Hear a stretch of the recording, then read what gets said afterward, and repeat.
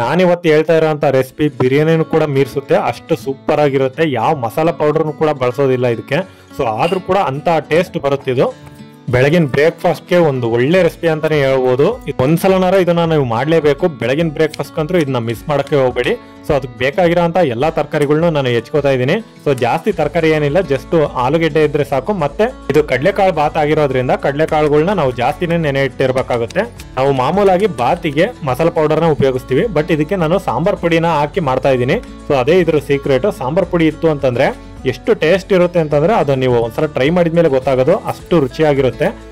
ಈಗ ನಾನು ಜಸ್ಟ್ 1.5 ಲೋಟದಷ್ಟು ಅಕ್ಕಿನ ನೆನೆ ಇಡ್ತಾ ಇದ್ದೀನಿ. ಮಾಡೋದಕ್ಕೂ ಮುಂಚೆ ಸ್ಟೀಮ್ ಅಕ್ಕಿ ಅಥವಾ ರೇಷನ್ ಅಕ್ಕಿ ಯಾವ ಅಕ್ಕಿನಾರು ನೀವು ಬಳಸ್ಬೋದು. ಸೊ ಈಗ ನಾನು ಕಡಲೆಕಾಳು ಹೇಳಿದ್ನಲ್ವಾ, ಸ್ವಲ್ಪ ಜಾಸ್ತಿನೇ ನೆನೆ ಇಟ್ಕೊಂಡಿದ್ದೀನಿ. ಈಗ ಬೇಕಾಗುವಂತ ಮಸಾಲ ಐಟಮ್ಗಳನ್ನ ನೋಡ್ಕೊತಾ ಹೋಗೋಣ. 8 ರಿಂದ 10 ಲವಂಗ ತಗೊಂಡಿದ್ದೀನಿ, 2 ಇಂಚು ಚಕ್ಕೆ ಹಾಗೂ 2 ಏಲಕ್ಕಿನ ಬಳಸ್ತಾ ಇದ್ದೀನಿ. ನಾವು ಖಾರದ ಪುಡಿ ಬಳಸ್ತೇನೆ ಇದನ್ನ ಮಾಡಬೇಕಾಗುತ್ತೆ. ಹಾಗಾಗಿ ಒಂದು 6 ಹಸಿಮೆಣಸಿಕಾಯಿನ ಬಳಸಿದ್ದೀನಿ. ಹಾಗೆ ಒಂದೇ ಒಂದು ಈರುಳ್ಳಿ, ಚಕ್ಕೆ, ಏಲಕ್ಕಿ, ಲವಂಗ, ಹಾಗೆ ಸ್ವಲ್ಪ ಕೊಬ್ಬರಿ ತುರಿನ ಹಾಕ್ತಾ ಇದ್ದೀನಿ. ಕೊತ್ತಂಬರಿ ಒಂದ್ ಸ್ವಲ್ಪ ಜಾಸ್ತಿನೇ ಬೇಕಾಗುತ್ತೆ. ಹಾಗೆ ಒಂದು 10 ಬೆಳ್ಳುಳ್ಳಿಗಳನ್ನ ಹಾಕ್ತಾ ಇದ್ದೀನಿ. ಜವಾರಿ ಬೆಳ್ಳುಳ್ಳಿ ಆದ್ರೆ ಒಂದು 2 ಗಡ್ಡೆ ಹಾಕೊಳ್ಳಿ. ಹಾಗೆ ಒಂದು 2 ಇಂಚು ಶುಂಠಿ, ಮತ್ತೆ ರುಚಿಗೆ ತಕ್ಕಷ್ಟು ಉಪ್ಪು. ನೀರ್ ಹಾಕಿ ಫಸ್ಟ್ ಸಣ್ಣಗೆ ರುಬ್ಬಿಟ್ಕೊಳ್ಳಿ ಅದನ್ನ. ಈಗ ನೆಕ್ಸ್ಟ್ ಒಂದು ಕುಕ್ಕರಿಗೆ 2 ರಿಂದ 3 ಸ್ಪೂನು ಎಣ್ಣೆನ ಬಿಟ್ಕೊಳ್ಳಿ. ಒಗ್ಗರಣೆಗೆ 2 ಈರುಳ್ಳಿಗಳನ್ನ ಹೆಚ್ಚಿ ಹಾಕೋತಾ ಇದ್ದೀನಿ. ಸೊ ರುಬ್ಬೋದಕ್ಕೆ 1 ಈರುಳ್ಳಿ, ಒಗ್ಗರಣೆಗೆ 2 ಈರುಳ್ಳಿನ ಬಳಸಬೇಕಾಗುತ್ತೆ. ಈರುಳ್ಳಿಗಳನ್ನ ಒಂದ್ ಸ್ವಲ್ಪ ಮಟ್ಟಿಗೆ ಫ್ರೈ ಮಾಡ್ಕೊಳ್ಳೋಣ ಚೆನ್ನಾಗಿ. ಈಗ ಈರುಳ್ಳಿ ಜೊತೆಗೇನೆ 1 ಬೌಲ್ನಷ್ಟು ನಾನು ಆಲೂಗೆಡ್ಡೆಗಳನ್ನ ಬಳಸ್ತಾ ಇದ್ದೀನಿ. ನಾನು ಹೆಚ್ಚಬೇಕಾದ್ರೆ 3 ಹೆಚ್ಚಿದೆ, ಮತ್ತೆ ಕನ್ಫ್ಯೂಸ್ ಆಗಕ್ಕೆ ಹೋಗಬೇಡಿ. 3 ಹಾಕಿಲ್ಲ, ನಾನು ಜಸ್ಟ್ 1 ಬೌಲ್ನಷ್ಟು ಉಪಯೋಗಿಸಿದ್ದೀನಿ. ಈ ಬಾತಿಗೆ ಜೀರಿಗೆ ಆಗ್ಲಿ ಕರಿಬೇವು ಆಗ್ಲಿ ನಾನು ಏನು ಬಳಸ್ತಾ ಇಲ್ಲ. ಸೊ ನೀವು ಹಾಗೆ ಮಾಡಿ, ಅದು ಇಲ್ಲದೆ ಇದ್ರೇನೆ ಚಂದ ಇದಕ್ಕೆ. ಸೊ ಯಾವ್ದನ್ನಾರು ಒಂದು ಆಡ್ ಮಾಡಕ್ ಹೋಗಿ ನಾವು ಟೇಸ್ಟ್ ನ ಕಳ್ಕೊಳೋದು ಬೇಡ. ಸೊ ಹೀಗೆ ನ್ಯಾಚುರಲ್ ಆಗಿರ್ಬೇಕಿದು. ಈಗ ಆಲೂಗೆಡ್ಡೆ ಬೇಯಿಸ್ಕೊಂತಾನೆ ಒಂದು ಸ್ವಲ್ಪ ಟೈಮ್ ಪಾಸ್ ಮಾಡೋಣ. ನಮ್ಮ ಕಡೆ ಅಂತೂ ಮಳೆ ಸಿಕ್ಕಾಪಟ್ಟೆ ಬರ್ತಾ ಇದೆ. ದಾವಣಗೆರೆನಲ್ಲಿ ಸ್ಕೂಲ್ ಎಲ್ಲ ರಜಾ ಕೊಟ್ಟಿದ್ದಾವೆ. ಸೊ ಈಗ ನಿಮ್ಮ ಕಡೆ ಹೆಂಗೈತೆ ಮಳೆ ಅನ್ನೋದು ಕೂಡ ನೀವು ಕಮೆಂಟ್ ನಲ್ಲಿ ತಿಳಿಸಿ, ಫ್ರೀ ಇದ್ರೆ ಒಂದು ಸ್ವಲ್ಪ ಹೊತ್ತು. ಸೊ ಈಗ ರೆಸಿಪಿ ಏನಾರ ನೋಡೋದ್ರಲ್ಲಿ ಬಿಸಿ ಆಗಿದ್ರೆ ಇದನ್ನ ಸ್ಕಿಪ್ ಮಾಡ್ಬಿಟ್ಟು ನೆಕ್ಸ್ಟ್ ಏನಾಗ್ತೀನೋ ಅದ್ರ ಕಡೆ ಹೋಗೋಣ.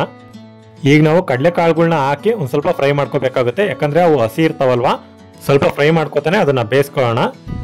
ಹಾಗೆ ನಾನು ಸಬ್ಸ್ಕ್ರೈಬರ್ಸ್ ಅಲ್ಲಿ ಕೇಳ್ಕೊಳ್ಳೋದಿಷ್ಟೇ, ನನಗೆ ವ್ಯೂಸ್ ಆಗುತ್ತೆ, ಸಬ್ಸ್ಕ್ರೈಬರ್ಸು ಆಗ್ತಾರೆ, ಬಟ್ ಕಮೆಂಟ್ ಮಾತ್ರ ಯಾರು ಮಾಡಂಗೇ ಇಲ್ಲ. ಯಾಕೆ ಅಂತ ಗೊತ್ತಿಲ್ಲ. ಸೊ ಏನಾರು ಇದ್ರೆ ಕಮೆಂಟ್ ಮಾಡಿ, ನನಗೂ ಕೂಡ ಗೊತ್ತಾಗುತ್ತೆ ಏನೇನು ಮಾಡಬೇಕು, ನಾನೇನು ಮಿಸ್ಟೇಕ್ ಮಾಡ್ತೀನಿ ವಿಡಿಯೋ ಮಾಡೋದ್ರಲ್ಲಿ, ಅಥವಾ ನೀವು ಯಾವ ರೀತಿ ಬಯಸ್ತಾ ಇದ್ದೀರಾ ಅನ್ನೋದು ಕೂಡ ಗೊತ್ತಾಗುತ್ತೆ. ಸೊ ಹಂಗಾಗಿ ಕಮೆಂಟ್ ಮಾಡೋದು ಮಾತ್ರ ಮರೆಯಕ್ಕೆ ಹೋಗಬೇಡಿ. ಈಗ ಸ್ವಲ್ಪ ಬಟಾಣಿಗಳ್ನು ಕೂಡ ಹಾಕೊಂಡು ಫ್ರೈ ಮಾಡ್ಕೊತಾ ಇದ್ದೀನಿ. ಸೊ ಬಟಾಣಿಗಳು ಕೂಡ ಒಂದು ಸ್ವಲ್ಪ ಚೆನ್ನಾಗಿ ಬೇಯಲಿ. ಅದರಲ್ಲಿ ಯಾವುದೇ ಬಾತ್ ಆಗಲಿ ಸ್ವಲ್ಪ ಬಟಾಣಿ ಕಾಳುಗಳು ಇದ್ರೇನೆ ಚಂದ ನಮಗೆ. ಆ ಬಾತ್ ಆಗಲಿ ಪಲಾವ್ ಥರದ ರೆಸಿಪಿ ಏನಾರ ಆಗಿರಲಿ. ಈಗ 2 ಫುಲ್ಲು ಹಣ್ಣಾಗಿರೋ ಅಂಥ ಟೊಮೆಟೊ ಹಣ್ಣುಗಳನ್ನ ಹೆಚ್ಚಿ ಹಾಕೋತಾ ಇದ್ದೀನಿ. ಸೊ ನಾನು ರುಬ್ಬೋದಕ್ಕೆ ಇದನ್ನ ಬಳಸಿಲ್ಲ, ನಾನು ಡೈರೆಕ್ಟ್ ಒಗ್ಗರಣೆಗೆ ಹಾಕೋತಾ ಇದ್ದೀನಿ. ಏನು ರುಬ್ಬೋದಕ್ಕೆ ಏನು ಯೂಸ್ ಮಾಡೋದೇನು ಬೇಕಾಗಿಲ್ಲ ಇದನ್ನ. ಸೊ ಇವಾಗ ಹಾಕ್ಬಿಟ್ಟು ಒಂದು ಸ್ವಲ್ಪ ಫ್ರೈ ಮಾಡ್ಕೊಳ್ಳಿ. ರುಬ್ಬೋಕ್ಕೂ ಕೂಡ ನೀವು ಯೂಸ್ ಮಾಡ್ತೀರಾ ಅಂತಂದ್ರೆ ಮಾಡ್ಕೊಳ್ಳಿ, ಇನ್ನೂ ಚೆನ್ನಾಗಿ ಬರುತ್ತೆ ಸಾಸ್ ರೀತಿನಲ್ಲಿ. ನಾನು ಅಷ್ಟೆಲ್ಲ ಕಷ್ಟಪಟ್ಟು ಎಡಿಟ್ ಮಾಡಿ ತರಕಾರಿ ಹೆಚ್ಚಿದ್ನೆಲ್ಲ ಇವಾಗ ರುಬ್ಬಿದ್ನಲ್ವಾ, ಸೊ ಆ ಮಸಾಲೆನ ಇವಾಗ ಹಾಕ್ತಾ ಇದ್ದೀನಿ. ಸೊ ಇವಾಗ ಮಸಾಲೆನೇ ಹಾಕ್ಬಿಟ್ಟು ಒಂದು ಸ್ವಲ್ಪ ಅದನ್ನ ಚೆನ್ನಾಗಿ ಒಂದು ಸ್ವಲ್ಪ ಮಿಕ್ಸ್ ಮಾಡೋಣ. ಸ್ಟಾರ್ಟಿಂಗ್ಗೆ ನೀರೇನು ಹಾಕೋದು ಬೇಡ, ಫಸ್ಟ್ ಒಂದು ಸ್ವಲ್ಪ ಮಸಾಲೆ ಬೇಯಲಿ ಅದು. ಈಗ ನನ್ನ ಸೀಕ್ರೆಟ್ ರಿವೀಲ್ ಮಾಡ್ತಾ ಇದ್ದೀನಿ. ಈ ಬಾತಿಗೆ ನಾವು ಯಾವುದೇ ತರ ಮಸಾಲೆ ಪುಡಿ ಬೇಕಾಗಿಲ್ಲ. ನಾನು ಹಾಕ್ತಾ ಇರೋದು ಸಾಂಬಾರ್ ಪೌಡರು, ನೆನಪಿರ್ಲಿ. ಸಾಂಬಾರ್ ಪೌಡರ್ನ 1 ರಿಂದ 1/4 ಚಮಚ ಮಾತ್ರ ಬಳಸ್ತಾ ಇದ್ದೀನಿ. ಸೊ ಈ ಸಾಂಬಾರ್ ಪುಡಿ ಹಾಕೋದ್ರಿಂದ ಐತಲ್ವಾ ಟೇಸ್ಟ್ ಹೆಂಗ್ ಬರುತ್ತೆ ಅಂತಂದ್ರೆ, ಅದ್ ನಾನು ಹೇಳೋದ್ಕಿಂತ ನೀವು ಒಂದ್ಸಲ ಮಾಡಿ ನೋಡಿ, ಅವಾಗ ಗೊತ್ತಾಗುತ್ತೆ ನಿಮಗೆ. ಈಗ ರುಚಿಗೆ ತಕ್ಕಷ್ಟು ಉಪ್ಪನ್ನು ಕೂಡ ಹಾಕ್ಬಿಟ್ಟು ಇವಾಗ ಮಿಕ್ಸ್ ಹೊಡೆಯೋಣ ಎಲ್ಲನೂ. ನಾನು ಖಾರ ಪುಡಿ ಬಳಸೋಂಗಿಲ್ಲ, ಯಾಕಂದ್ರೆ ಮೆಣಸಿನಕಾಯಿನೇ ಜಾಸ್ತಿ ರುಬ್ಕೊಂಡಿದೀವಿ. ಈಗ ನಾವು ಇದಕ್ಕೆ ನೆನೆ ಇಟ್ಕೊಂಡಿರೋ ಅಂತ ಅಕ್ಕಿನ ಹಾಕ್ಬೇಕಾಗತ್ತೆ. ಬಹಳ ಜನಕ್ಕೆ ಎಷ್ಟು ಅಕ್ಕಿಗೆ ಎಷ್ಟು ನೀರು ಹಾಕ್ಬೇಕು ಅನ್ನೋದು ಗೊತ್ತಾಗೋದಿಲ್ಲ. ನೀರ್ ಜಾಸ್ತಿ ಆದ್ರೆ ಮೆತ್ತಗಾಗೋಗ್ಬಿಡುತ್ತೆ, ನೀರ್ ಕಮ್ಮಿ ಆಯ್ತು ಅಂತಂದ್ರೆ ಅನ್ನ ಏನೋ ಕಾಳಿದ್ದಂಗೆ ಇರುತ್ತೆ ಅಕ್ಕಿ. ಅದಕ್ಕೆ ಈ ಟ್ರಿಕ್ಸ್. ಫಸ್ಟ್ ನಾವು ಏನೋ ನೆನೆ ಇಟ್ಕೊಂಡಿರ್ತೀವಲ್ವಾ ಅದನ್ನೇ ಹಾಕ್ಬಿಟ್ಟು ಫಸ್ಟ್ ಮಸಾಲೆ ಜೊತೆಗೆ ಚೆನ್ನಾಗಿ ಮಿಕ್ಸ್ ಮಾಡ್ಬಿಡ್ಬೇಕು ನಾವು. ಈಗ 1 ಲೋಟ ಅಕ್ಕಿಗೆ 2 ಲೋಟ ನೀರ್ ಹಾಕ್ರಿ, ಅಥವಾ 2 ಲೋಟ ಅಕ್ಕಿಗೆ 3 ಲೋಟ ನೀರ್ ಹಾಕ್ರಿ ಅಂತ ಹೇಳ್ತಾರಲ್ವಾ. ಸೊ ಹಂಗ್ ಮಾಡೋದ್ಕಿನ, ಅದು ಕನ್ಫ್ಯೂಸ್ ಆಗೋದ್ಕಿನ ಫಸ್ಟ್ ನಾವು ಮಸಾಲೆ ಜೊತೆ ಮಿಕ್ಸ್ ಮಾಡಿದ್ರೆ ನೀರಿನ ಅಳತೆನ ನಾವು ಈಸಿಯಾಗಿ ಕಂಡಿಡ್ಕೋಬಹುದು. ಈಗ ಮಸಾಲೆ ಎಲ್ಲ ಮಿಕ್ಸ್ ಮಾಡ್ತೀನ. ಈಗ ನೀರ್ ಎಷ್ಟು ಹಾಕ್ತೀನಿ ಅಂತ ನೀವೇ ನೋಡಿ. 1.5 ಲೋಟ ಅಕ್ಕಿಗೆ 1 ಲೋಟ ನೀರ್ ಹಾಕಿದ್ದೀನಿ ಫಸ್ಟ್. ಈಗ ಮತ್ತೆ ಅರ್ಧ ಲೋಟ ನೀರನ್ನ ಹಾಕ್ತಾ ಇದ್ದೀನಿ. ಸೊ ಇಷ್ಟೇ ನೀರನ್ನ ನಾನು ಹಾಕ್ತಾ ಇರೋದು. ಏನಕ್ಕೆ ಅಂತಂದ್ರೆ ಆಲ್ರೆಡಿ ನಾವು ಹಾಕಿರೋಂಥ ಮಸಾಲೆ ಆಗಿರ್ಬೋದು, ಒಗ್ಗರಣೆ ಆಗಿರ್ಬೋದು, ನೀರು ಬಿಟ್ಕೊಂಡಿರುತ್ತೆ, ನೀರು ಆಗಿರುತ್ತೆ ಆಲ್ರೆಡಿ.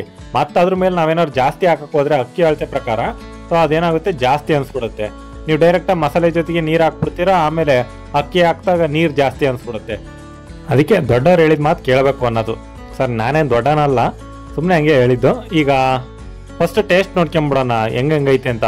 ಅದಕ್ಕೆ ಖಾರ ಆಗಲಿ ಏನಾರ ಆಗಿರಲಿ, ಏನಾರ ಅಕಸ್ಮಾತ್ ಖಾರ ಕಮ್ಮಿ ಅನಿಸಿದ್ರೆ ಖಾರ ಪುಡಿ ಹಾಕ್ಕೊಳ್ಳಿ, ಮತ್ತಂಗಂತ ಸುಮ್ಮನೆ ಹಾಕಕ್ಕೆ ಹೋಗ್ಬೇಡಿ. ಇವಾಗ ಕ್ಯಾಪ್ ಮುಚ್ಚಿ ವಿಜಲ್ ಹಾಕ್ಬಿಟ್ಟು ಇದನ್ನ 1 ರಿಂದ 2 ವಿಜಲ್ ಆಗೋ ತನಕ ಬಿಟ್ಬಿಡಿ ಬಟ್. ಈಗ ಬಾತ್ ಓಪನ್ ಮಾಡಿ ನೋಡ್ತಾ ಇದ್ದೀನಿ, ಬಾತ್ ಆಗಿದೆಯೋ ಕೇಸರಿ ಬಾತ್ ಆಗಿದೆಯೋ ಅಂತ. ಪರವಾಗಿಲ್ಲ, ಬಾತೇ ಆಗಿದೆ. ತರಕಾರಿ ಎಲ್ಲ ಈ ಜೋಡ್ಕ ಮೇಲ್ ಬಂದ್ಬಿಟ್ಟಿದಾವೆ. ಸೊ ಅವನ್ನೆಲ್ಲ ಈಗ ನೀಟಾಗಿ ಮುಣುಕ್ಸೋಣ. ಈಗ ನಿಧಾನಕ್ಕೆ ತಿರುವಾಡ್ತಾ ಇದ್ದೀನಿ, ನೋಡ್ತಾ ಇರ್ಬೋದು ವೈಟ್ ಕಲರಲ್ಲೇ ಇದೆ. ನಾನು ಯಾವುದೇ ಕಲರ್ ಅರಿಶಿನ ಪುಡಿ ಆಗಲಿ ಖಾರ ಪುಡಿ ಆಗಲಿ ಮಿಕ್ಸ್ ಮಾಡಲಿಲ್ಲ ಅಂದರೆ ಹಿಂಗೆ ವೈಟ್ ಕಲರಲ್ಲೇ ಇರುತ್ತದು. ಇವಾಗ ಚೆನ್ನಾಗಿ ಮಿಕ್ಸ್ ಮಾಡ್ತಾ ಇದ್ದೀನಿ. ಮತ್ತೆ ತರಕಾರಿ ಅವೆಲ್ಲ ಮಿಕ್ಸ್ ಆಗಲಿ ಚೆನ್ನಾಗಿ, ಮಸಾಲೆ ಎಲ್ಲ.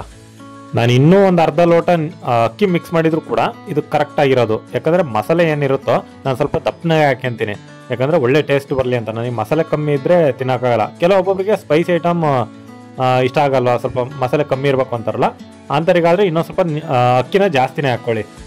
ಈಗ ಪ್ಲೇಟ್ ಮೇಲೆ ಬಾಳೆದೆಲೆ ಹಾಕೊಂಡು ಈ ಕಡಲೆಕಾಳು ಬಾತ್ನ ಹಾಕೊಂಡು ಸವಿತಾ ಇದ್ರೆ ಈ ಶ್ರಾವಣದಾಗೂ ಸಹಿತ ಬಿರಿಯಾನಿ ತಿಂದಿದ್ದೀನಿ ಅಂತ ಅನ್ಸ್ಬೇಕು. ಸೊ ಹಂಗಿರುತ್ತೆ ರುಚಿ ಮಾತ್ರ.